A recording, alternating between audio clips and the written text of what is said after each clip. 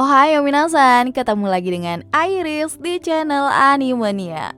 Halo pecinta anime dimanapun kalian berada. Kembali lagi nih dengan Iris di sini yang bakalan ngebahas hal-hal menarik lainnya tentang anime yang sayang banget buat kamu lewatin. Kira-kira kita mau bahas apa ya?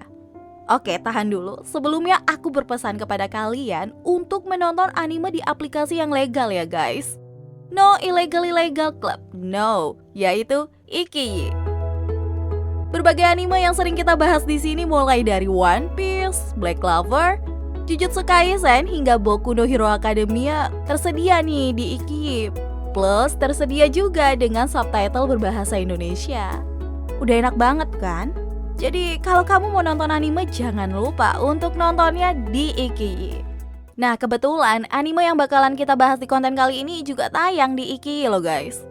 Oke, daripada kita berlama-lama, skuy, kita langsung aja menuju ke pembahasan utama kita. Let's go! Jadi Iris di sini mau ngerekomendasiin kepada kalian semua untuk satu judul anime yang boleh banget nih untuk kalian tonton, yaitu anime yang berjudul To Your Eternity, atau dalam bahasa Jepangnya disebut sebagai Fumetsu no Anate. Anime ini memiliki makna yang unik juga loh guys. Artinya adalah untukmu yang abadi. Sebelum membahasnya lebih jauh, baiknya kita kenalan dulu kali ya dengan anime To Your Eternity, yang merupakan anime yang diadaptasi dari manga dengan judul yang sama. Adapun manga ini ditulis oleh Yoshitoki Oima. Kalau kalian masih agak asing dengan nama Yoshitoki Oima, oke, aku kasih sedikit info nih. Ternyata Yoshitoki Oima adalah orang yang sama di balik karya yang cukup fenomenal di tahun 2016 yang lalu, yaitu Koe no Katachi atau disebut juga dengan A Silent Voice. Gimana? Langsung tahu kan movie anime A Silent Voice? Movie anime yang sukses mengguncang hati bagi siapapun yang menontonnya. Ditambah banyaknya penghargaan yang datang dari anime ini. Nah, sebagai buah karya yang dibalik nama besar A Silent Voice, akankah anime To Your Eternity juga bisa mendapatkan pencapaian yang sama? Jawabannya ya tetap kalian pikirin sendiri ya. Meskipun tentunya di ujung konten aku juga bakal ngasih penilaianku terhadap anime ini sih. Bercerita tentang apa sih anime To Your Eternity? Well, banyak sedikitnya aku coba jelasin ke kalian semua. Di sebuah tempat yang jauh di sana terdapat makhluk yang bernama Kansatsusa. Dengan tujuan untuk melestarikan dunia, dia menciptakan sebuah inti yang menjadi cikal bakal dari sesuatu yang selanjutnya bakalan kita sebut sebagai makhluk abadi. Awalnya dia melempar makhluk ini gitu aja ke bumi. Ternyata makhluk ini punya kemampuan untuk menirukan sesuatu, dan wujud yang pertama kali ditirunya adalah sebuah batu. Dan makhluk abadi ini pun menjalani hidupnya sebagai batu yang melewati berbagai musim yang datang silih berganti. Sampai suatu ketika, terdapat seekor anjing putih dengan luka yang cukup parah berjalan di tengah badai salju yang lebat. Sampai akhirnya, anjing tersebut mati di dekat keberadaan makhluk abadi. Hal mengejutkan pun terjadi. Si makhluk abadi yang awalnya cuma berwujud batu, kemudian berubah menjadi serigala yang mati tadi. Ini menjadi pertama kalinya si makhluk abadi mengambil wujud makhluk hidup. Nah dari sini nih cerita bakalan mengandung bawang, alias cukup mengundang kesedihan. Setelah mengambil bentuk anjing, si makhluk abadi ini berjalan menyusuri salju. Rupanya anjing ini adalah peliharaan dari anak cowok yang tinggal sendirian di pemukiman salju. Anjing tersebut dipanggil dengan nama Zoan. Karena gak mengetahui kalau Zoan yang sebenarnya udah mati, anak cowok ini pun menjadi memelihara si makhluk abadi yang telah berubah menjadi Zoan. Keseharian mereka cukup biasa, makan, berburu ikan, tidur, makan lagi, berburu ikan lagi, tidur lagi. Begitu aja terus deh pokoknya, kerjaan mereka berdua. Sampai akhirnya anak cowok ini mulai penasaran dengan dunia luar. Karena selama hidupnya dia hanya hidup di kurungan salju yang menghampar di sejauh mata memandang, tanpa mengetahui apa yang ada di seberang sana. Terlebih penduduk sebelumnya juga meninggalkan dia sendirian. Rasa penasarannya sudah cukup membangkitkan tekad anak laki-laki untuk mengetahui apa yang ada di balik salju di sana. Bersama Zoan, ia berjalan menapaki daratan yang tertutup salju. Perjalanan yang tentunya gak mudah, tapi dia gak mau menyerah. Luka parah di kakinya pun masih belum cukup untuk menghentikannya. Sampai di suatu tempat, si anak laki-laki tersebut hancur harapannya. Karena di tempat baru yang dia temukan ini sama sekali nggak ada tanda kalau daratan salju ini bisa diseberangi.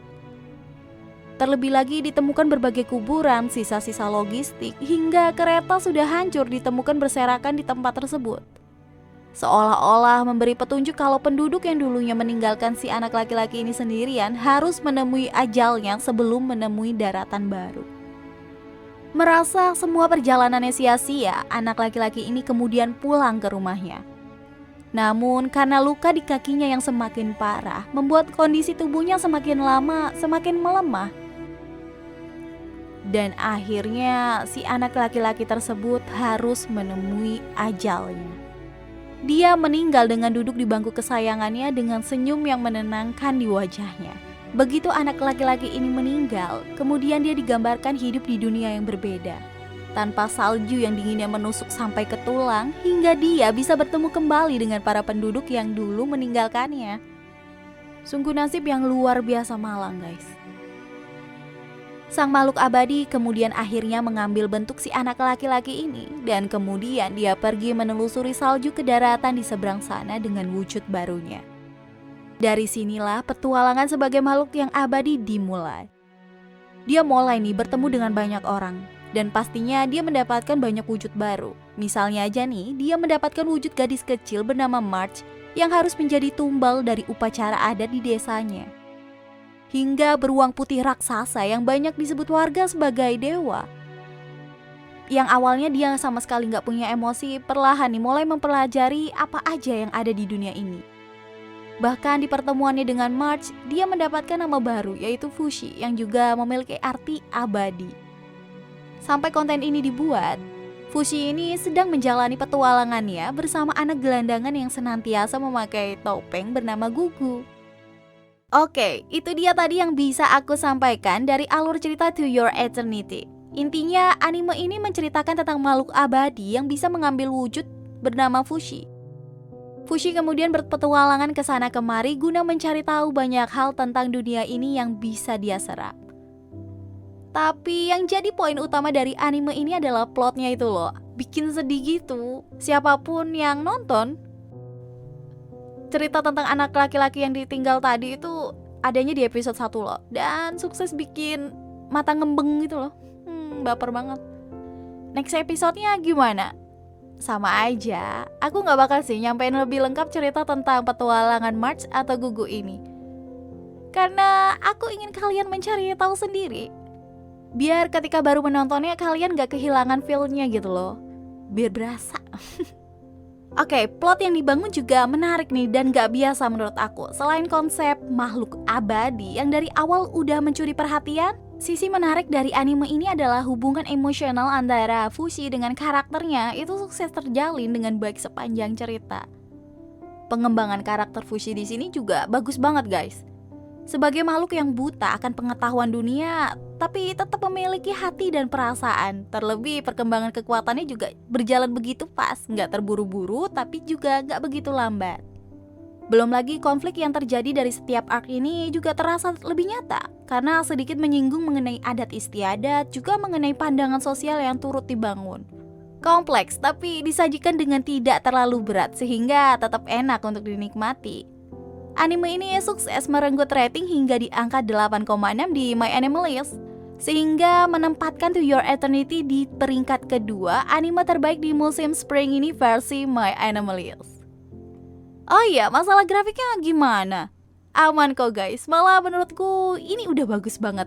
Mengingat anime ini kan juga bukan bergenre aksi mutlak ya kan, tapi ketika ada adegan pertarungan masih menyajikan gerakan yang smooth lah. Gokil banget kan?